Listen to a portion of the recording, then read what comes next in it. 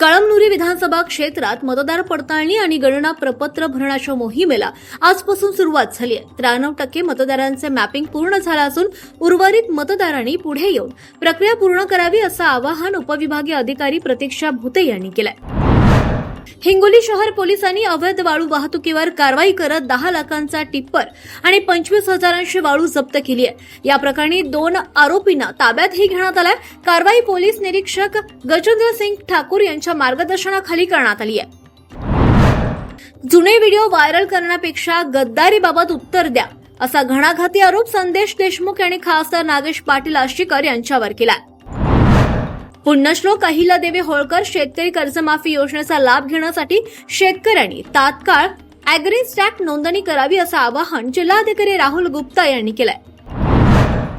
SIR मोहिमेअंतर्गत जिल्ह्यात BLO घरोघरी जाऊन मतदार पडताळणी आणि अर्ज वाटप करणार आहेत। दिव्यांग, तृतीयपंथी आणि आदिवासी मतदारांसाठी विशेष मोहीम राबवण्यात येणार आहे। अमृतच्या EV चार्जिंग स्टेशन उपक्रमातून युवक, महिला आणि ग्रामीण उद्योजकांना स्वयंरोजगाराच्या नव्या संधी उपलब्ध होणार आहेत। इच्छुकांनी ऑनलाईन अर्ज करण्याचं आवाहन करण्यात आलंय। वसमत शहरात अन्न व औषध प्रशासनाच्या छाप्यात प्रतिबंधित गुटखा आणि सुगंधित तंबाखूचा साठा जप्त करण्यात आलाय। या कारवाईत 1,36,000 रुपयांचा मुद्देमाल जप्त करण्यात आलाय। दोघांविरोधात गुन्हा दाखल करण्यात आलाय। वारंगा फाटा येथील राष्ट्रीय महामार्गावरील धोकादायक वळणाच्या समस्येबाबत महत्त्वपूर्ण आढावा बैठक पार पडली। बैठकीला खासदार रामराव वडकुते यांच्यासह संबंधित अधिकारी उपस्थित होते।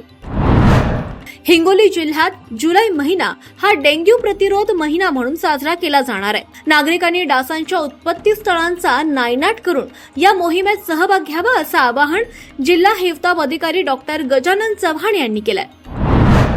शक्तीपीठ महामार्ग रद्द करण्याच्या मागणीसाठी औंढा नागनाथ तालुक्यातील शेतकऱ्यांनी वसमत उपविभागीय अधिकारी कार्यालयासमोर घोषणाबाजी करत निवेदन दिलंय। महामार्गामुळे शेतीचं नुकसान होणार असल्याचा आरोप शेतकऱ्यांनी केलाय।